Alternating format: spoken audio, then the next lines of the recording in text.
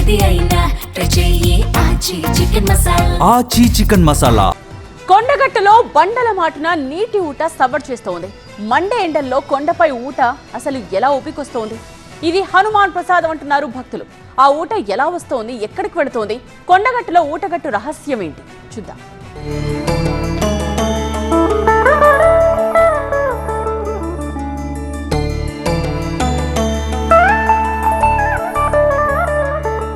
జగిత్యాల జిల్లాలోని కొండగట్టు పుణ్యక్షేత్రం ఎంతో పురాతనమైనది. కొండగట్టు అంజన్నను దర్శించుకునేందుకు తెలంగాణ నుంచే కాదు, ఏపీ ఇతర రాష్ట్రాల నుంచి కూడా నిత్యం వేలాది మంది భక్తులు తరలి వస్తుంటారు. కొండగట్టు ప్రాంతంలో వందల అడుగులోతులో బోరు వేసిన చుక్క నీరు పడదు.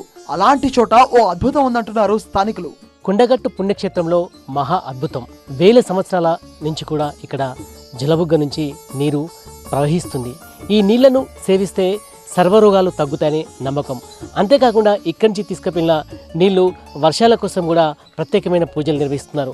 అసలు జలబుగ్గ ఎక్కడి నుంచి వస్తుంది, ఎంతవరకు నీరు ప్రవహిస్తుందో ఇప్పుడు ఒకసారి తెలుసుకునే ప్రయత్నం చేద్దాం. కొండగట్టులో మెట్ల సమీపంలో ఈ జలబుగ్గ దర్శనమిస్తుంది. ఈ చిన్న బండచాటు నుంచి నీరు ఊరుతూ ఉంటుంది. ఎంత కరువు వచ్చినా ఈ జలబుగ్గ ఎండిపోదని స్థానికులు చెబుతున్నారు.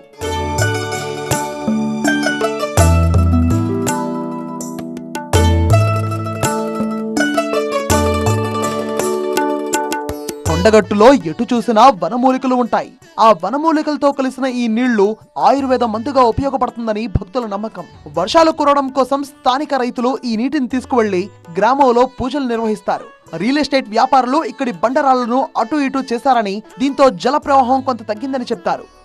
ఇక్కడ ఉన్న కొంతమంది రియల్ ఎస్టేట్ వ్యాపారుల వల్ల ఈ బండలు పడి కొంచెం దగ్గరికి వచ్చింది. కానీ లేదంటే కరువులో కూడా ఇక్కడ వాటర్ తీసుకొని వెళ్ళేది. అలాగే కరువు పోవడానికి ఇక్కడ ఉన్న వాటర్ని తీసుకొని ఒక ప్రసాదం లాగా ఊళ్ళల్లో వరదపాశం అనే కార్యక్రమం తీసుకొని చేస్తుంటారు. ఇప్పటికీ చేస్తుంటారు.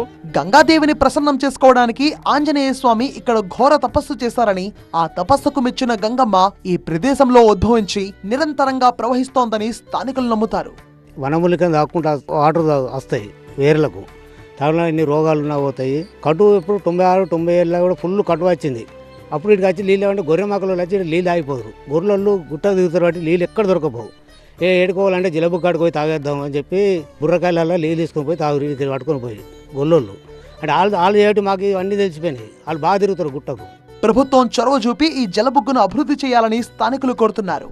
ఈ నీళ్లు కూడా చాలా స్వచ్ఛంగా ఉన్నాయి. ఎందుకంటే ఈ పైన మొత్తం కూడా అటవీ ప్రాంతం, వివిధ రకాల మూలికలు ఉంటాయి, ఆయుర్వేదిక్ మొక్కలు ఉంటాయి. ఆ మొక్కల వేర్ల ద్వారా కూడా నీరు ఉంటుంది. చాలామంది ఎవరైనా అనారోగ్యంతో బాధపడితే ఈ నీరును సేవించేవారు. ప్రభుత్వం పట్టించుకోవాలి, ఈ ప్రాంతాన్ని మరింత అభివృద్ధి పంచాలని కూడా భక్తులు కోరుతున్నారు. కెమెరా పర్సన్ సలీంతో సంపత్, TV9 కొండగట్టు ఆలయం.